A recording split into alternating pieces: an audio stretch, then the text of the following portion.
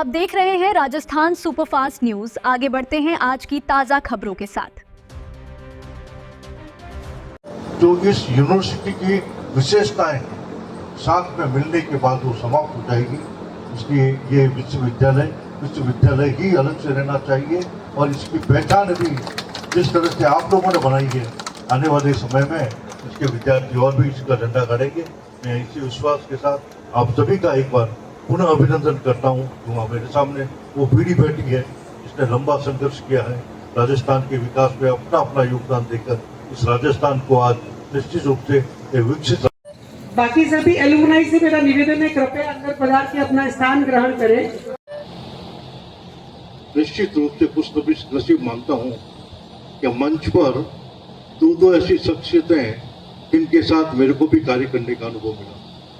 आदरणीय डी.एच. भंडारी साहब के साथ मैंने भारत विकास परिषद में इनके सानिध्य में काम किया था और उस समय भी जो इनकी कार्य की शैली थी, जैसे आज भी मुझे याद है जब यहाँ पे वो प्रयोगशाला स्थापित हुई, कोई डॉक्टर अगर किसी पेशेंट को कह देता कृपया करके आगे बढ़ाएं ताकि आगे का कार्यक्रम शुरू करें।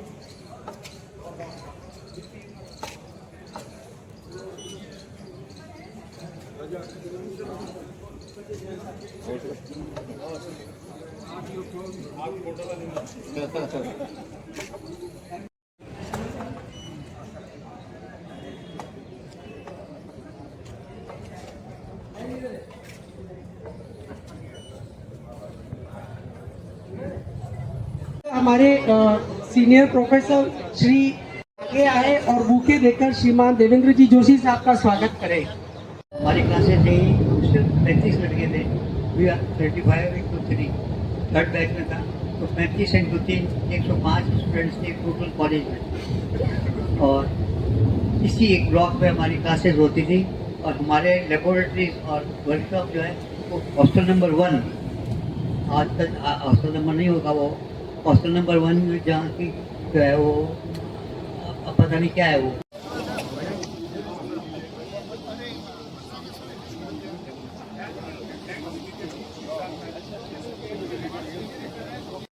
अभी 2-3 महीने और बाकी है, पर मैं ये कहूँगा कि एल्यूमिनी एसोसिएशन ही है जिसकी वजह से इतने दबाव के बावजूद भी सरकार ने वापस जेएनयू विश्वविद्यालय में इसको मर्ज नहीं किया।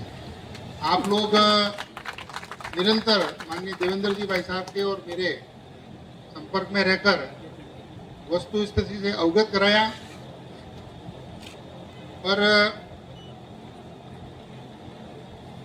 जो आज का युग है और उस युग के अंदर जिस तरह से हमको एक शिक्षा के संकुल जिसको मंदिर कहते हैं, उस मंदिर में भी अगर इस तरह की चीजें देखने को मिलती है तो कई बार मन भी खराब होता है और मन के अंदर एक पीड़ा भी होती है कि हम किसके लिए कर रहे हैं, क्यों कर रहे हैं।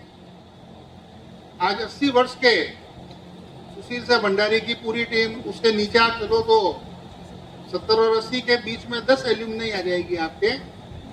वो लोग आज भी इकट्ठा होकर इस विश्वविद्यालय के बारे में लगातार इंजीनियरिंग कॉलेज के बारे में सोचते रहते हैं। और एक वो लोग हैं जो आज यहाँ सेवाएं देकर यहाँ से तनख्वाह भी उठाते हैं, यहाँ सारा लाभ भी प्राप्त करते हैं, परंतु वो खुद के स्वार्थ के अलावा आगे सोचने की उनकी या तो डर है या मन नहीं है या संस्कृति में जो परिवर्तन हुआ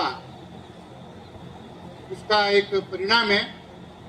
पर मैं आपको ये निश्चित तौर पर, मैं और बड़े भाई देवेंद्र जी जोशी, मेरे को मालूम है 2 साल पहले जब हम नए विधायक बने थे, यहाँ आप सब ने हमको आमंत्रित किया था, तब यहाँ इस दरवाजा इंजीनियरिंग कॉलेज का वो गेट भी नहीं खुला था।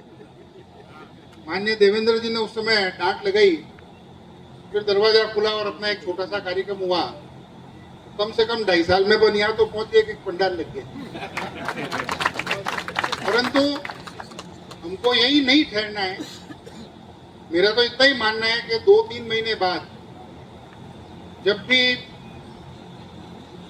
नया प्रबंधन पूरा चेंज होगा सबसे पहले आप सब लोगों की जरूरत पड़ेगी, क्योंकि नया आने वाला आदमी उसको इस इंजीनियरिंग कॉलेज की पूरी लीगेसी मालूम नहीं होगी। और अगर हमने फिर एक बार उसको ऐसे ही छोड़ दिया कि अपने क्या करना, जो करेगा सरकार करेगी, तो वो उसके भरोसे फिर कुछ नहीं होगा और फिर वो उसी गति वापस चढ़ जाएगा। उसके लिए अगर कोई एल्यूमिनी एसोसिएशन, पुराने स्टूडेंट या ऐसे लोग जो ऐसे पढ़े नहीं पर जिन्होंने अपनी पूरी जिंदगी भर सेवाएं यहाँ पर दी, उन लोगों का कोई एक मेमोरेंडम बना के कोई आगे अपने को, क्योंकि काफ़ी कुछ चीज़ें चेंज हुई है।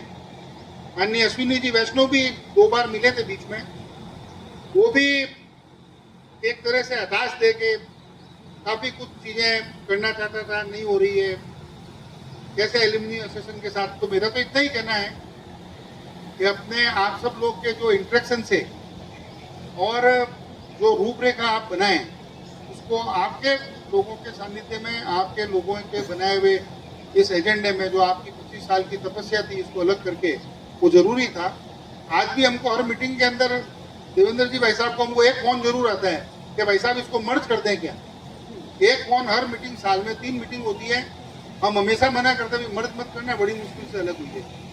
तो मैं तो यही कहूँगा, जब अलग की और इसको एक आपने कोई ध्येय सोच के किया था, उस ध्येय को जीवित रखना।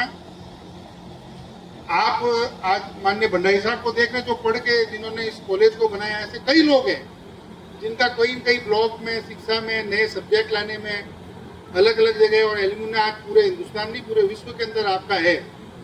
तो क्या नया कर सकते हैं, हम सब उस चीज़ को जरूर सोच के रखें। आने वाला भविष्य जरूर सुनहरा होगा अगर इतनी आस्था हमारी इस कॉलेज के प्रति और हमारे ईश्वर के प्रति, और मंगनीराम जी को नमन करते हुए उन्होंने इतना बड़ा संकुल दिया।